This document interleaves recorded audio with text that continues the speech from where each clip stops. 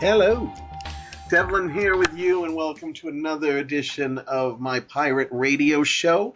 I always say we, because I always think of me and Corda putting on these shows, so I like to include her, even though she has nothing.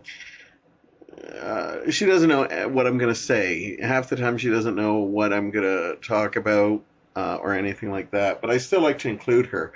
But I'm sure I've talked about a lot of things that she probably would want a disclaimer saying the views and opinions expressed by Devlin are not necessarily those of Corda M. But usually she agrees with me, so. But anyhow, thank you for joining me tonight. I almost said we. Yeah, I'll keep her out of it this time because, yeah, just because, yeah, I include her. I just, she doesn't necessarily have to be part of it all the time. She's probably laughing her ass off right now because, she's just like, boy, I've never been mentioned this much in a segment that I have not. But technically, she should be mentioned in this segment because I'm going to talk about a segment I probably have no reason. Some people would say, you have no reason to talk about this. You have absolutely no reason to talk about this. And I differ. I think I have every reason to talk about this. And if it's a topic I feel I want to talk about, then I'm going to talk about it. You should know me by now. And I want to talk about my female role models. And Heather is definitely one of my role models. So is my mom and several other women in my life. My sister-in-law Cheryl. And just so many to mention. I got so many friends like Leslie and Alexandra. I could just name drop forever. But I'm actually going to talk about the role models as in pop culture role models, because I hear a lot of times where, I hear that a lot of young girls now have finally found positive role models, and, like in Star Wars, they have Rey and Jyn Erso and stuff like that, and, just in a lot of other things now. And then I hear, people who grew up in my generation who said, I wish I had more positive role models. And this kind of saddens me in a lot of ways because growing up, I actually had a lot of female role models. And, I think they're out there. You just had to look for them a little harder. Yes, I'm glad that there's a lot more and there should be even more. But I'm also a strong believer that says that you don't necessarily need to have the role models, and if you can't find them, be one yourself. But I had a lot of female role models growing up, starting with Star Wars. Everybody knows my love of Star Wars. And, I'll admit my favorite characters in that movie are R2-D2 and Luke Skywalker, but I loved all the heroes in that movie, and Princess Leia was right up there with all the others, Han Solo, Ben Kenobi, all of them. Because she was a strong role model. In fact, I think she's still the strongest female role model in all the Star Wars movies. Now, some of you are thinking, but she needed to be rescued in the first movie. Well, you know what? Yeah, that's true. But the truth also says that as soon as she was rescued, she didn't sit around and wait for the other guys to do all the work. She basically took command. She was, running with them, grabbed blasters, blew holes into garbage compactors, pushed giant Wookiees aside, not letting anyone. Yes, she was captive, but any character could be captive. I considered her a strong role model. I just didn't necessarily see her gender, even though I knew she was a woman. But as a kid, I grew up with a group of a street, Fife Street, where we had a lot of guys. And when it came down to it, I always secretly loved when I got to play Princess Leia, because somebody was always like, well, we need a Princess Leia. And, if none of the girls in the neighborhood were around, I'd be like, well, I guess I'll play her, because you want to be Luke, you want to be Han.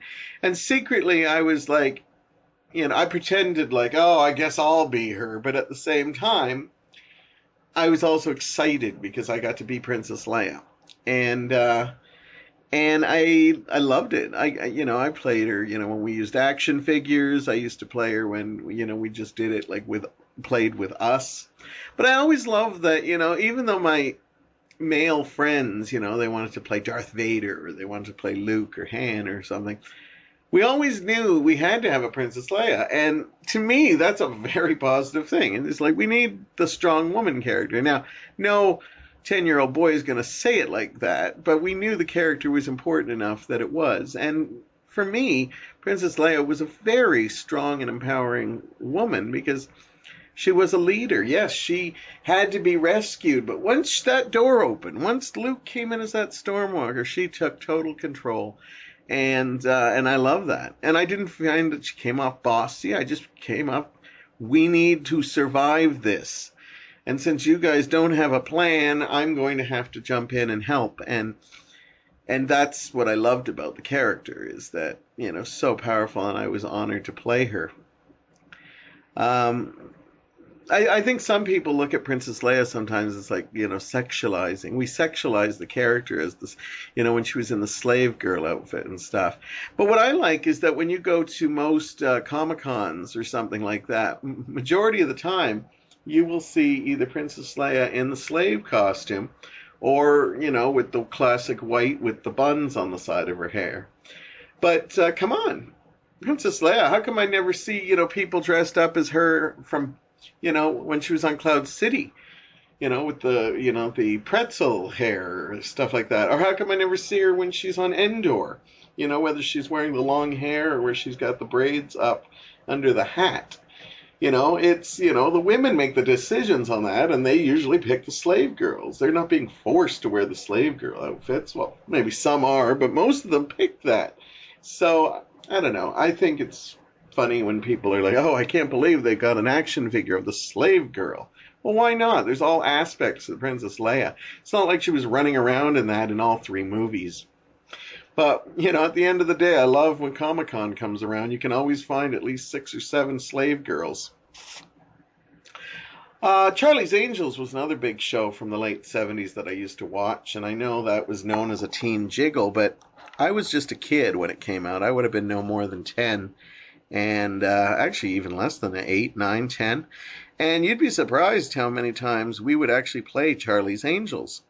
And most of the time it was me, another guy, and a girl.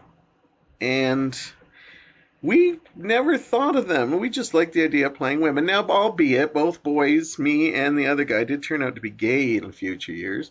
But we still played them as positive role models. And the reason why is we liked wearing nice outfits, and we pretended we were all in like gowns and stuff. But at the same time, we didn't play it up sexually, because at that age we didn't know what sexuality was at the time, When I watch old Charlie's Angels now, I can see, holy shit, was this really sexualized? But I saw them as role models that, Charlie was their boss, but he never got really involved in stuff like that unless he absolutely had to.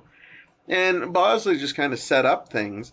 But overall, he was just there. He wasn't like ever really, he sometimes needed them more often than they needed him.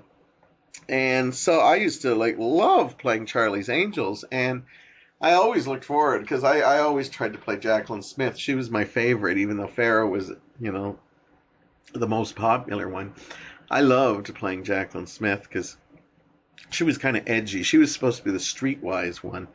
And again, another big show at the time, Starsky and Hutch. I think I remember playing that maybe once or twice. But we always chose to do Charlie's Angels because we just thought they were just more interesting characters.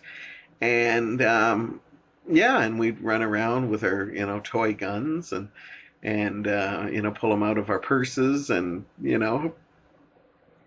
catch the crooks. And some people again might have thought, oh God, that's Charlie's Angels, what a sexualized, thing that is. But again, we were 8, 9. They were role models to us. We wanted to be Charlie's Angels. Wonder Woman was also another big thing of mine, and I'm going to talk a little bit more about Wonder Woman in my Mondo Nostalgia segment coming up. I'm going to actually talk about the Linda Carter thing more.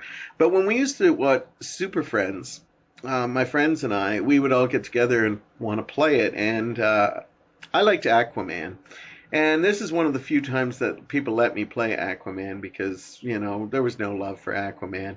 I think people wanted to be Robin over Aquaman only because Robin got to hang out with Batman. But, as my friends were fighting over who's going to be Superman or Batman, I get Aquaman, but I honestly always wanted to play Wonder Woman. I didn't exactly love the Wonder Woman as much in the Super Friends. I found she was very masculine. I found that there was no femininity about her, and I don't know if that's a bad thing to say that this role model is not very, female, but in the old Super Friends, she was just kind of a masculine man of a woman, and I just found her like one of the other guys. I knew she was a woman, but I never thought to myself, she was lesser powers than her. I saw her do stuff on Super Friends that I'm like, wow, she's incredible. I never thought, oh my God, she needed Superman or Batman. Again, in many cases, Wonder Woman came to their rescues a lot more of the times. If you think in grand schemes, Batman is probably the most loved out of those characters. And yet, in that interpretation of Super Friends, he really didn't have any powers whatsoever. He just had all these great gadgets and stuff. So Wonder Woman had like the ass-kicking powers and, with, bracelets that can stop bullets and lassos that can get people to tell the truth. She even had a cooler invisible plane on the bat plane. I don't know. I just think the invisible plane would have been kind of cool. But again, I love getting the chance to play Wonder Woman and another strong female role model. I can go, Dukes of Hazzard is not known for having a lot of role models, but again, I love that show, and I loved playing Daisy. When we all played that, nobody wanted to touch Daisy, and that was even weird because even at the time, I even knew maybe I was getting into my sexual urges, since I always talk about John Schneider being my first celebrity that I really started lusting after. But I even knew at that age, just the way the boys talked about Daisy Duke, that she must have been, a lot of dreams happened about her, or daydreams, wet dreams, night dreams, whatever dreams you want to think of. And so it saddens me when I hear people say, oh, there were no strong role models in my life. And thank God for characters like Rey from the new Star Wars, or Jyn Erso from Rogue One, because we never had strong role models like that before. I still say Princess Leia is a more badass hero than Rey was. What I found with Rey is, and don't get me wrong, I absolutely love the character Rey, but Rey, they tried way too hard. I like heroes that have imperfections. I like heroes that make mistakes. Rey actually succeeds in everything she does, except for one time, but the one time she makes a mistake, it actually works in their advantage and helps them out. See, I don't need heroes that are shoved down my throat to be absolute perfection, and that's my big problem with Rey. I hope that in the new movie she starts actually becoming human and makes a lot more mistakes. Like, this girl's, abandoned on a planet, and she can fly ships perfectly. She can, when I say perfectly, I'm not just saying that she can fly a ship, but like she can fly a ship through the carcass of another ship. You can't tell me that doesn't take years and years of problems. Han Solo even had trouble in like meteor storms in the first original 3 trilogies, and Rey is literally going through an actual ship and having absolutely no problems whatsoever. They should have been dead immediately. So I think they try a little too hard, because I think if you really look, you can find those role models, and you don't need them to be like absolutely perfect. You also don't need them to make them look better. One of the problems I had with the new Ghostbusters, I had no problem that there was female Ghostbusters. I had no problem that. But what I did have a problem is that every man in that movie was written dumb. Instead of working so hard on making every character dumb, Why don't you just write smart women characters so you don't have to show, hey, look, these women are much better than the men? Write them good, and then you don't have to worry about, you can make the odd one dumb, but every man in that movie, if you watch the new Ghostbusters, is stupid.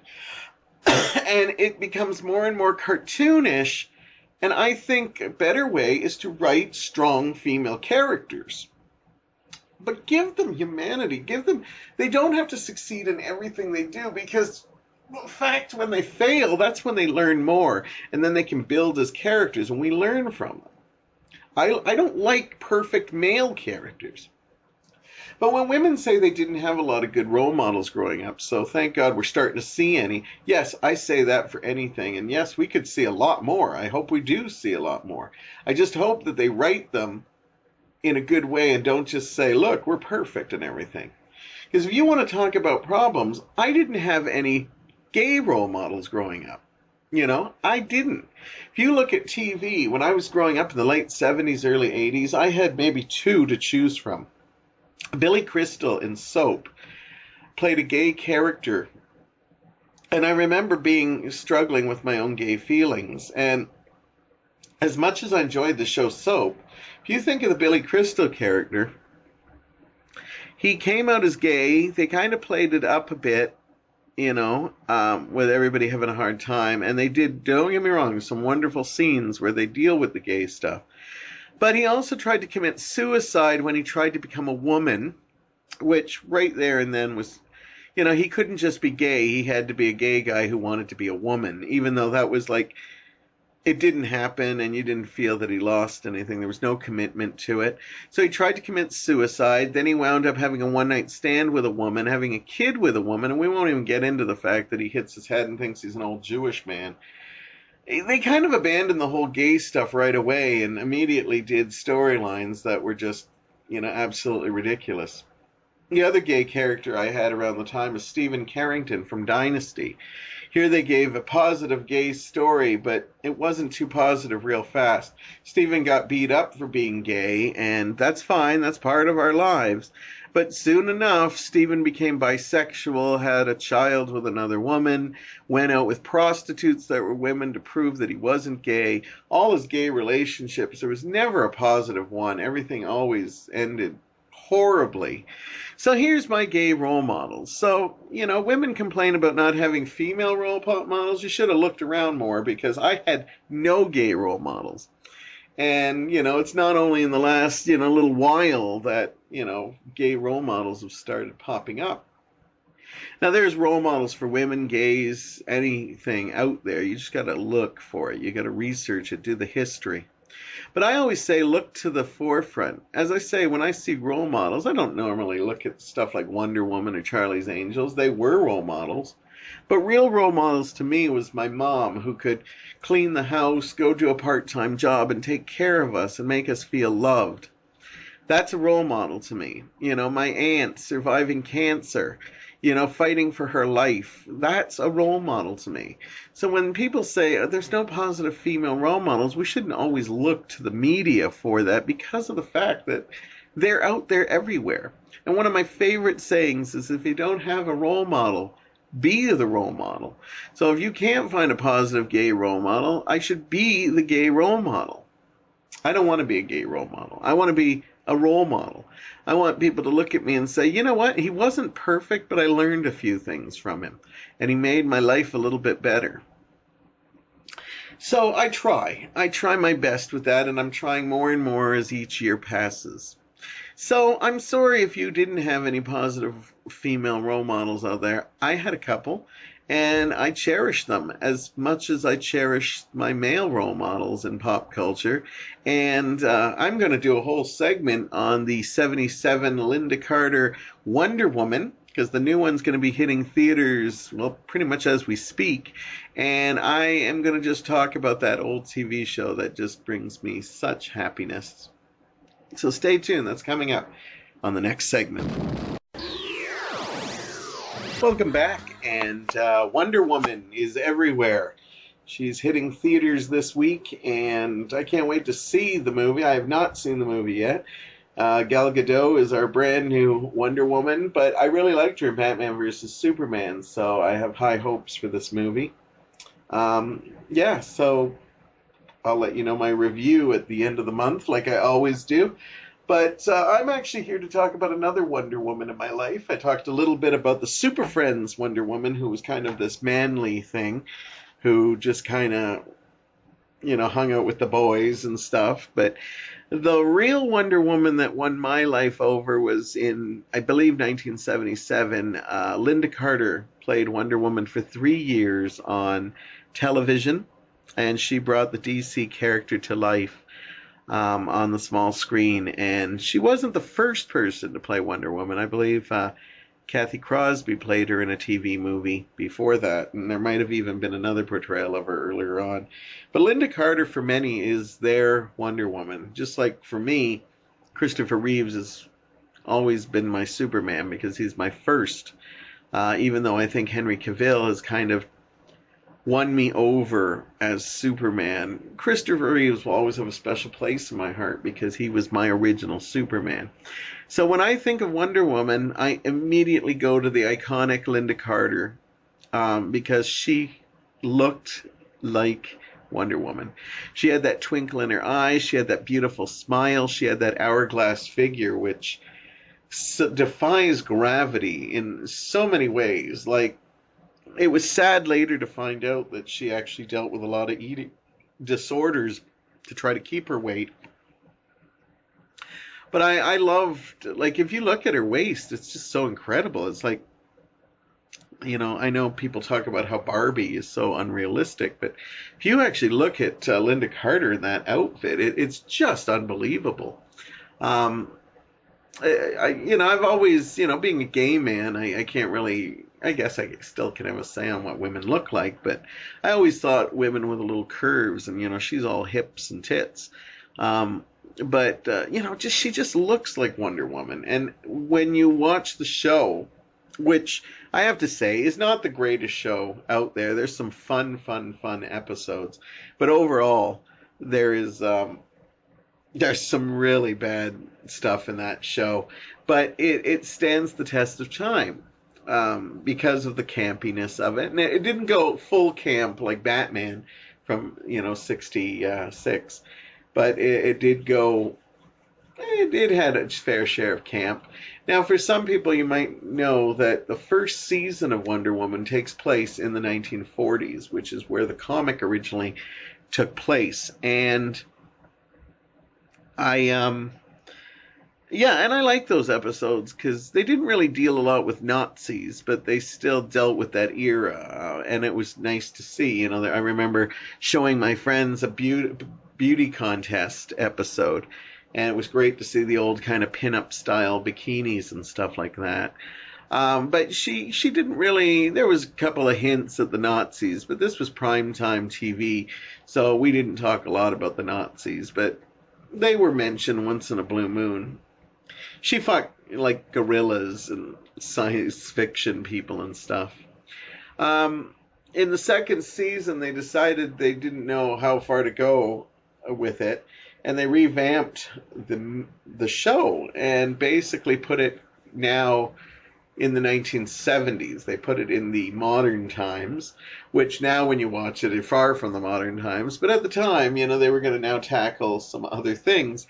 And they actually redid the movie and had Wonder Woman go to like Paradise Island, where she lives with all her Amazonians.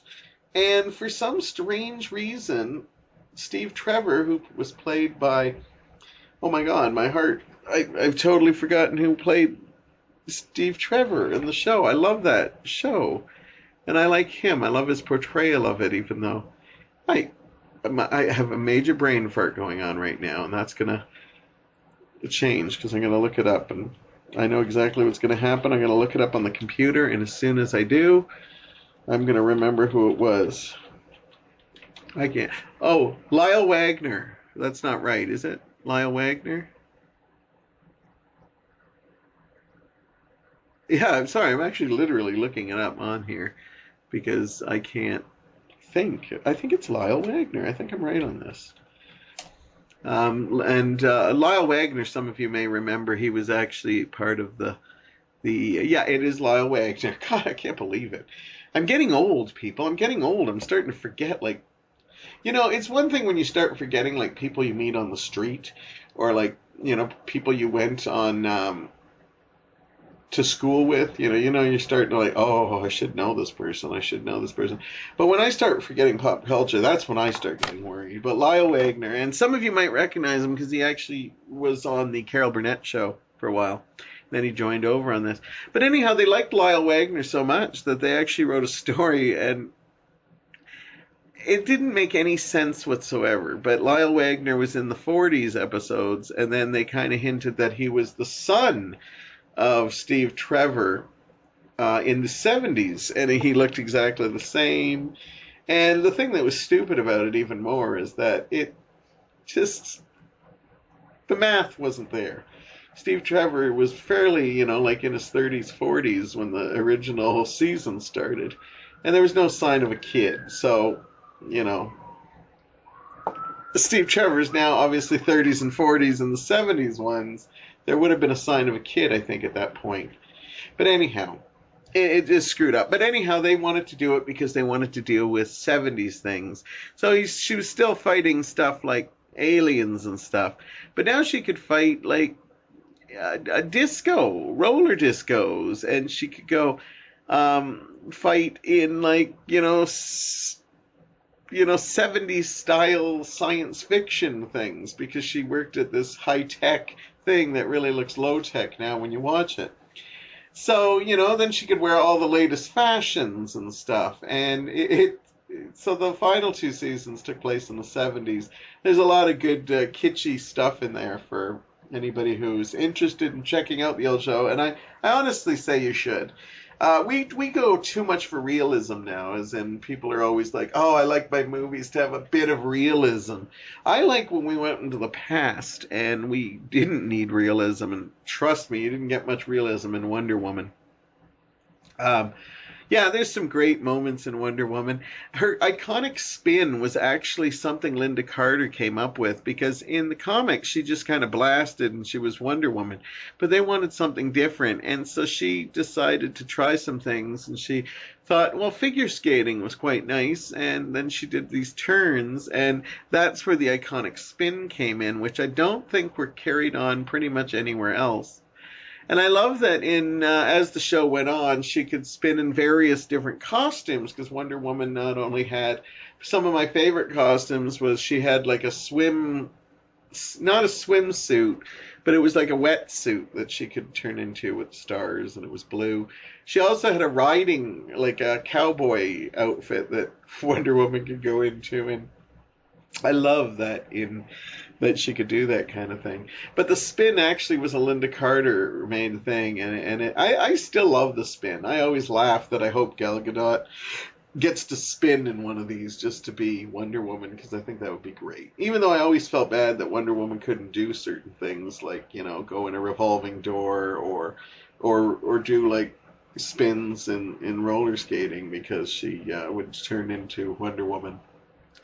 Deborah Winger, who was a famous actress from the 80s and 90s, she was actually Wonder Girl, because Wonder Girl actually shows up in season 1 in, I believe, a 2-part episode, and Deborah Winger plays that character, and the character was not well received, so we don't see Wonder Girl show up again, because we were still establishing Wonder Woman, so to have Wonder Girl running around just didn't work. But still an interesting episode to watch. Some of her most popular episodes, there was an episode where she fought a gorilla, Giganta or something like that, and that was kind of fun. There's a great one where she fights, there's a fight sequence that's so awesome. In this thing, there's these 2 blonde women that are like aliens, and then there's this kind of half gorilla, half Darth Vader looking creature, and there's a fight sequence where Wonder Woman takes on them, that the 2 blondes, and the editing is so badly funny, where you can blatantly see where these blonde women are the actual actresses, and then a couple of what I'm guessing is a couple of men who took their places. It's one of my favorite sequences. Can't remember the title offhand. But if you get a chance to do like a binge watching Wonder Woman, look for it. It's a very, very funny thing. I should actually have the episode list up so I can share all these wonderful ones that I absolutely adore. As I said, the 70s ones are kind of fun. They do deal with a lot of things. One of my other things I have to say is why I'm surprised that Steve Trevor, they're so desperate to keep Lyle Wagner. If they really wanted his son, they should have basically just kind of kept, they could have recast. Because there was rumors that, sadly to say, apparently Linda Carter and Lyle Wagner didn't really get along. And you can actually see that more in this third season, where a lot of times they're not even on camera together. You'll see them talking on the phone to one another, and only once in a while will you see them actually together. And so I don't know and understand why they worked so hard, unless he had a contract and he needed the work and was going to do it. As much as Linda Carter is iconic, for me, Lyle Wagner is very iconic as Steve Trevor. I look forward to seeing Chris Pine playing it because I absolutely adore Chris Pine. But some really fun episodes. In the 70s, we got to see... I was looking up that episode where she... Beauty on Parade was the one with the... If you want to see some great vintage stuff... Gargantua was the name of the ape in the thing. I'm trying to find out the one that actually had the 2-star. I want to say it might be Judgment from Outer Space, but anyhow, just watch a whole bunch of them. You could maybe even find the clip on YouTube. In the 70s, they basically dealt with everything from, as I said, there was a roller disco. They dealt with aliens again. There was a lot of psychic stuff because the 70s was big on that kind of stuff. The rock star that basically, his music would talk to them. I think it was like Martin Mull playing like a Kiss type thing. Skateboarding was taken on. Of course, there was a roller coaster episode. They just really think one of my actual favorite episodes, because it was so before its time, is an episode called Spaced Out, where they actually investigate stuff going on at a science fiction convention. Now, you got to remember, we're going to like 79 here, and they're doing a science fiction convention.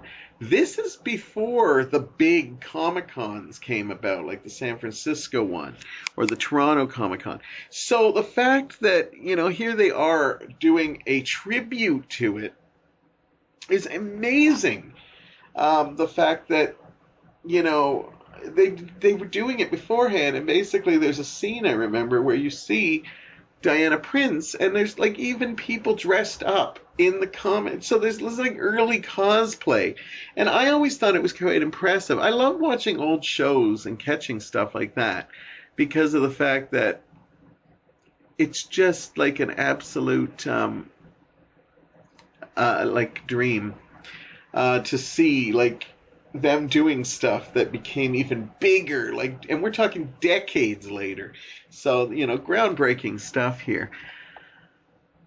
What can I say more about Wonder Woman? As I said, it's not as cheesy. The one thing I do love about Wonder Woman is that I didn't see a lot of in the old Super Friends, is that Wonder Woman is... a lot of the early comics of Wonder Woman were kind of a mixed bag. Wonder Woman always stood for women's rights, but there was always that cringeworthy, that it was a thing that she'd lose her powers if she was chained up. And so Wonder Woman, a lot of times in the comic book, in every episode, she was chained up, and it was always like a bondage kind of shot. So even though it was trying to be positive towards women, they'd always have these winks to a bondage thing. You don't get that in the new Wonder Woman from the 77, the new one from 77. There is a lot of flirting, but Wonder Woman is very pro-woman, as in she She'll give you a lecture if you've done something against women or animals or even other humans, other men.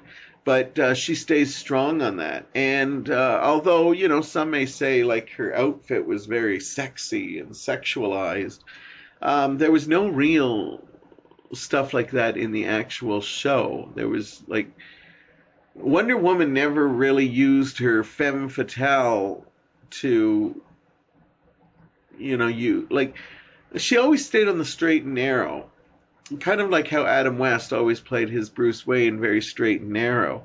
Where a show like Charlie's Angels would have them using their feminine wow. Wonder Woman never did that in the TV series. Wonder Woman used her brains. She was a beauty and she could flirt. She flirted, but she didn't go out of her way to I could always use my, feminine attributes. She was always played smart and always respected women. In fact, I believe there's an episode where she actually reprimands a woman for using that, using, instead of using her brains, using her body and stuff like that. But when she reprimands it, Linda Carter's Wonder Woman always did it in a positive sort of way, as in, okay, you did that in the past, but you can change the way you do it. She didn't like nowadays you might have a Wonder Woman that would be more, or not even a Wonder Woman, but you'd have a character basically saying, you shouldn't do that, or really reprimanding them, but not the Linda Carter's Wonder Woman. She was very okay, that's how you lived your life to this point, but you can make changes. You can use your brain. And I think that makes her a positive role model, going back to what I was talking about in the first segment. And so this Wonder Woman's a lot of fun. I'm looking forward to Gal Gadot. As I said, I liked her small part in Batman vs. Superman, which actually was a bigger part than I expected. But the truth of the matter is Linda Carter will always be my first. But as I said, Henry Cavill is kind of, even though Christopher Reeves will always have a special place, I think Henry Cavill has kind of won me over as my favorite Superman. So who knows? Maybe Gal Gadot will do the same.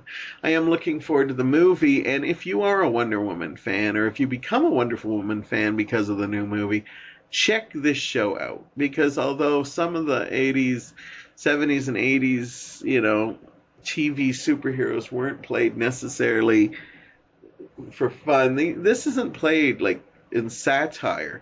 The goofiness comes from the storytelling. The goofiness comes from the era it was from. It wasn't played up like the early Batman series, tongue-in-cheek, because this could have been really bad if it was done that way. They play this fairly honestly, and it works.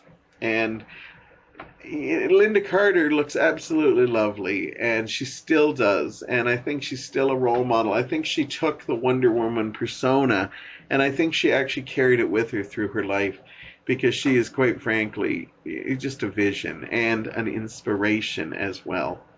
So have some fun with it. Go check out this, go check out the new movie for sure, but if you want something lighthearted for the summer, you can't do wrong with the 1977 Wonder Woman. I highly recommend it, and I look forward to telling you what I feel about the new Wonder Woman movie at the end of the month, too. So I'll be checking it out this weekend, and I'll let you know what I thought. Anyhow, we're going into our last segment. Going to talk about something else that just happened, and it's going to be a lot of fun, so stick around. Welcome back. And Devlin here with you, and thank you for staying with the show. I try not to be douchey about too many things, or at least I'm doing my best trying not to. I think the world's too douchey as it is, and I don't use the word douchey too often, but I've decided to use it for this beginning of this segment. And in no ways is this a negative segment. It's starting off. One of the things I'll admit to being douchey about is my love for Star Wars. And not just me being a fan of Star Wars that makes me douchey. It's the fact that on May 4th, a whole bunch of people started posting, May the 4th be with you. May the 4th be with you. And it's become official Star Wars Day. And just my whole feed was covered with Star Wars.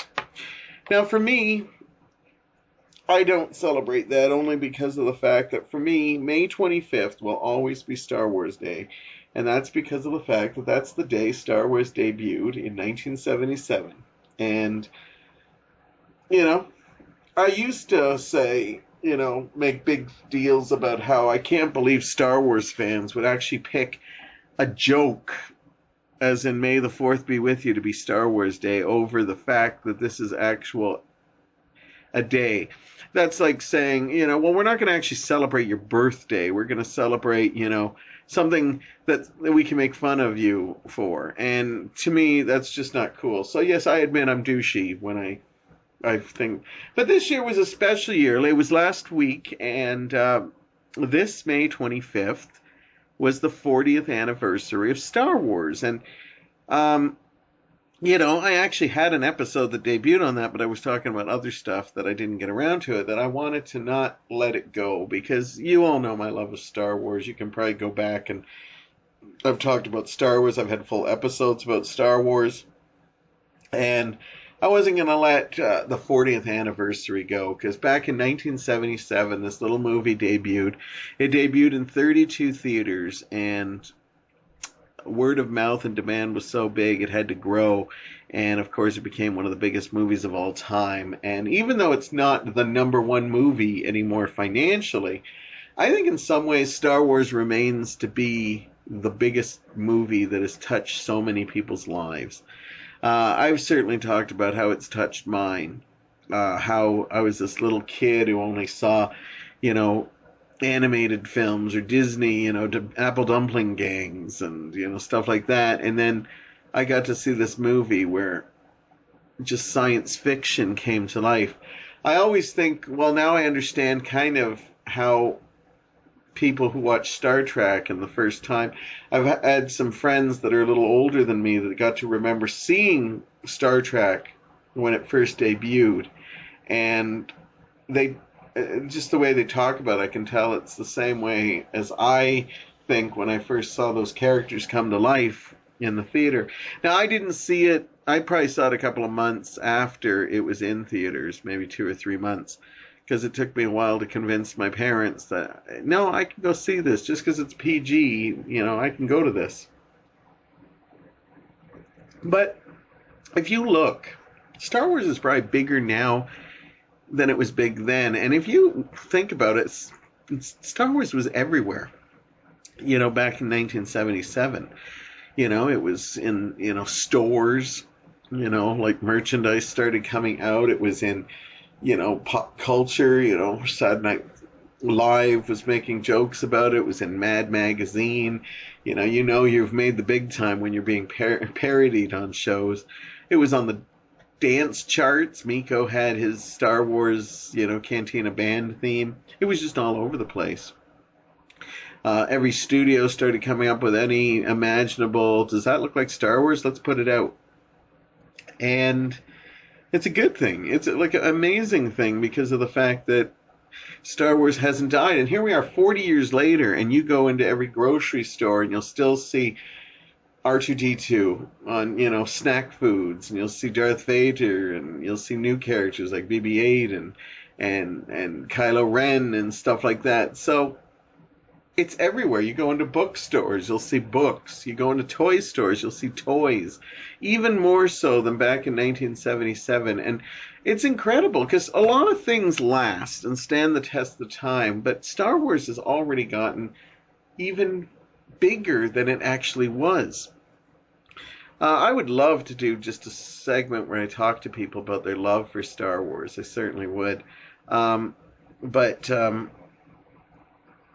I definitely would love to, because I love, you sometimes go on YouTube and you can find people talking about their memories of Star Wars, of the original Star Wars trilogy.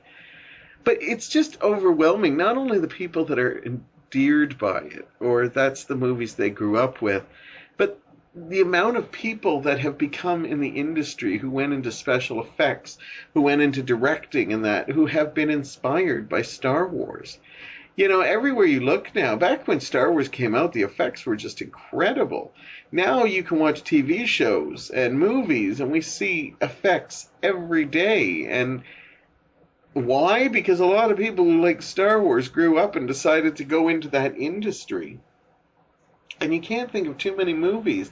I even know lots of people who watch Star Trek, and they might have went into writing, or they may have even went into like politics and stuff because of what they taught. But you don't hear a lot of people saying, "Well, I watched the original Star Trek, and I went into like special effects and stuff." And I'm not saying there aren't any, absolutely not. But the truth of the matter is that it's just amazing when we look at how many people are inspired by Star Wars. Now, whether they celebrated May the 4th or May 25th, again, your Facebook would have been filled either of those days. Probably more on May the 4th, sadly to say. But it's just amazing just how much Star Wars was out there.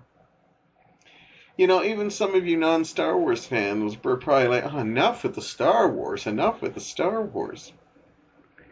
It's amazing how, like, I remember my mom never watched any of the Star Wars movies. She might have seen bits and pieces when I was watching them. I used their recorder, tape recorder when we didn't have one in my bedroom. And she may have seen bits and pieces, but she knew all the characters because I talked about them all the time. She knew who R2-D2 was, or Darth Vader. And there's only a couple iconic, sorry, got caught drinking there. There's a couple iconic characters in history that some people might know and not have seen anything, but they're more like comic book characters, like, Superman or Batman. You could like see, maybe Spider-Man even. But the truth of the matter is that, Star Wars is so far-reaching, and it's amazing that it's 40 years and it's everywhere still. You see stuff like that. I can only think of a couple things that are fairly big like that, where it's like, wow, that's still big. Wizard of Oz, like, that's over 75 years old, and you still see quite a lot of it, but still not to the extent of Star Wars, but quite a lot. Marilyn Monroe's image, Audrey Hepburn's image, James Dean's image, they're still around. Betty Boop. I think there's a lot of Betty Boop fans who've never even seen a Betty Boop cartoon. Now, before you point your fingers at me, I actually have seen a lot of Betty Boop cartoons, and I own a lot of Betty Boop cartoons. Peanuts is still pretty big. You still see Charlie Brown and Snoopy all over the place. But still, Star Wars, has new generations of it. They've just resurrected it with The Force Awakens. Now they're doing new movies like Rogue One and, the new young Han Solo movies. At the end of the year, we'll have a brand new Episode 8, which will continue the story. There's been shows, whether you go back to the 80s with the old Star Wars Ewoks or Star Wars droids, or, you go back to the just a few years ago, we had the Star Wars Clone Wars, and we had 2 incarnations of them. Then we had Star Wars Rebels, and there's already talk that there's going to be a weekly series at some point that's going to be featuring some of this stuff, and they're going to continue to try to do, this is a chapter story, and then this is going to be a offshoot story. And Rogue One was very successful, and if the new Han Solo movie does well, we could be seeing a ton of those in the near future too. So it's not far-fetched to think that if Star Wars continues, it's not going to burn out anytime soon. Now, even Star Trek burnt out a little bit. When it made its debut in the 60s, it lasted for 3 years and then disappeared. And then it showed up in like the animated series. Then it started doing the movies. But why did it do the movies? Star Wars. Thanks to Star Wars' success, science fiction was big again, and everybody was looking for their properties. Some people chose Flash Gordon, some chose Buck Rogers, some said, hey, we can retool Star Trek because the fans still are asking for more, and suddenly a brand new series of films. The latest Star Wars movies from J.J. Abrams, Star Trek movies, fit Star Wars movies more, and that's why a lot of Star Trek fans aren't the biggest fans of those, because of the fact that, quite frankly, they feel more like Star Wars movies. So Star Wars has definitely had its impact in the industry, but even Star Trek faded for a bit. I remember they tried a whole bunch of series, and after some popular ones like The Next Generation or um, Deep Space Nine happened, they had a couple that weren't quite as successful, like Enterprise and stuff, and it was like the movies were starting to be dead in the water, and they actually had to reboot the series. Now I don't know if we'll ever come to a time. I'm sure there's going to come a time where Star Wars will get rebooted too, but right now I can't see it happening for a very long time. And now that Disney has it, they're going to be nurturing those properties, because again, Disney characters is another thing that's lasted a long, long time, because Disney knows how to nurture them. Disney princesses is still very popular, and we're going back to princesses that were like the earliest incarnations. Snow White in the 30s, when her first animated movie hit theaters. So yeah, I think Star Wars is going to be here for quite a while, and I'm happy about that. Even though I even find myself sometimes fearing some Star Wars fatigue. We all know Rogue One wasn't my favorite Star Wars movie, and I started seeing signs of this is a Star Wars for a new generation, and I'm just not sure it's going to be for me. But you know what? I've had my Star Wars. So I'm still going to enjoy it. I'm still going to go to all the new movies and check it out. But if there comes a time where I just have to walk away from it, I'm going to still have incredible memories of, Star Wars, Empire, and Jedi. And, even the prequels, which I loved, and some of the newer ones. I've been enjoying The Force Awakens and stuff. So maybe it is time for a new generation to embrace it. I know a lot of young kids who love Star Wars. I know a lot that don't. So, it'll be interesting to see. But what I know is that Star Wars is going to stick around for a little while. I just hope Disney doesn't go too crazy and just basically starts, just everything, like a little bit too much. Because they could easily, It's one thing right now that we're getting a movie a year of Star Wars. I'm fine with that. But you never know. There could very well be, eventually a backlash if they start releasing like two movies a year and stuff like that. But right now we just have to enjoy the fact that Star Wars has been here 40 years and it's bigger than ever. And as a little boy sitting in that theater with my dad watching that film, all I cared about was what was going to happen on the screen for that next 2 hours. Not realizing that this movie not only changed my life, but in some ways was going to be with me for 40 years. Even I look around in this room, I see Star Wars. In fact, I think if you go in almost every room in my house, maybe the odd one, I don't think we have anything in the bathroom. Gonna have to work on that.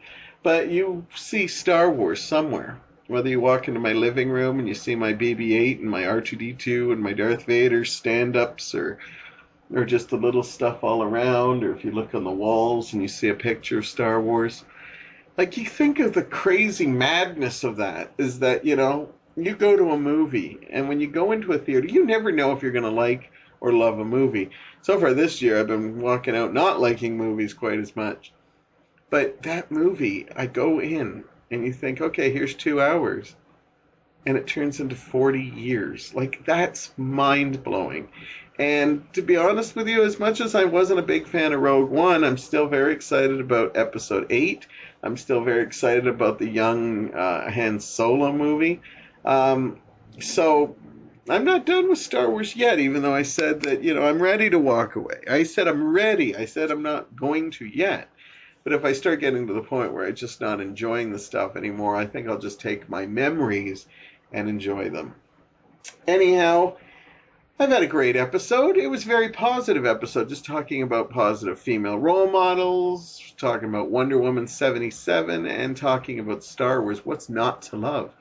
Some of you are probably thinking, thank God he's been in a good mood lately, because we haven't heard any really, depressing ones lately. Well, yeah, I have been in a good mood lately, and so That doesn't mean I'm not going to touch on stuff in the future, but I like to think my shows always have a little bit of positivity, even the really negative ones, which I don't think are negative. They're just my feelings. I don't think of them as negative. I just think I'm sad, so I'm going to talk sad. But yeah, no, I like to put a positive spin on everything. So if you actually think about it, I may talk like I'm angry, I may talk like I'm sad. You'll always see me looking for that bright lining because it's just the way I've always been raised and brought up. I'm not all doom and gloom, people. This episode shows it because it was a lot of fun to do, and I look forward to doing many, many more of these. Anyhow, yeah, I got another great episode next week and hope to have another co-host in very soon.